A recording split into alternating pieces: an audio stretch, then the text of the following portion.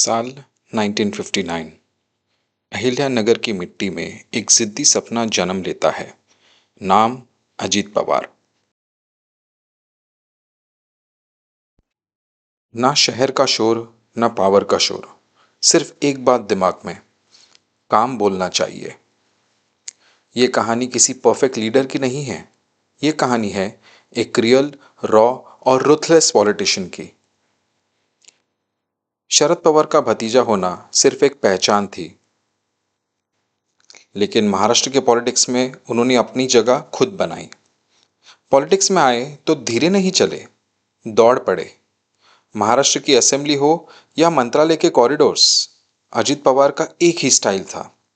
No drama, no nonsense, सिर्फ काम।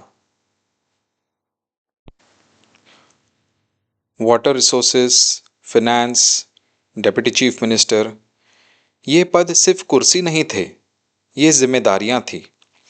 Farmers के लिए पानी, इंफ्रास्ट्रक्चर के लिए पैसे और सिस्टम के लिए डिसिप्लिन। लोगों ने कहा बहुत स्ट्रिक्ट है, कभी कभी एरोगेंट है, पर सपोर्टर्स ने सिर्फ एक चीज देखी, रिजल्ट्स। कंट्रोवर्सीज और करेज की बात करें, अजीत पवार का सफर कभी स्मूथ नहीं था। आरोप आए, सवाल उठे, पॉलिटिकल तूफान आए, पर एक बात क्लियर थी, वो कभी छुपा नहीं। फ्रंट फुट पे खेले, डिसीजन लिए और कॉन्सिक्वेंसेस झेले।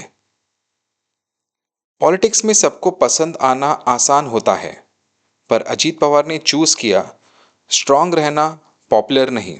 आता मध्ये 2-3 दिवस मी आजारी होतो, बातम्या चालवल्या, अजित पवार नाराज म्हणूनच कॅबिनेटला गेले नाही। अरे बाबा, दादा के आवाज में सॉफ्टनेस कम थी, पर उनके डिसीजंस में क्लैरिटी। उनका गुस्सा मशहूर था, पर उनका फोकस और भी ज्यादा। जो उनके साथ काम करता था वो जानता था, डेडलाइन मतलब डेडलाइन।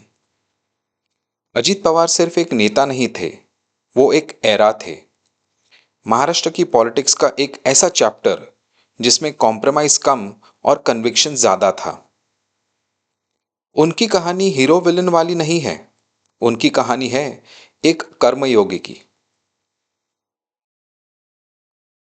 28 जनवरी 2026, दादा चले गए।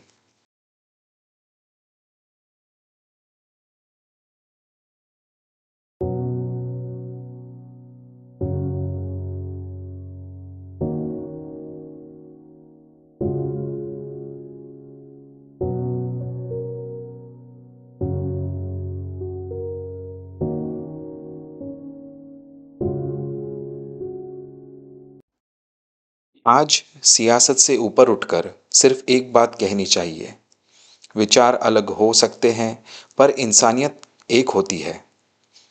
अलविदा दादा, तुम पसंद हो या ना हो, तुम्हें इग्नोर करना कभी पॉसिबल नहीं था, और शायद यही लेगेसी होती है।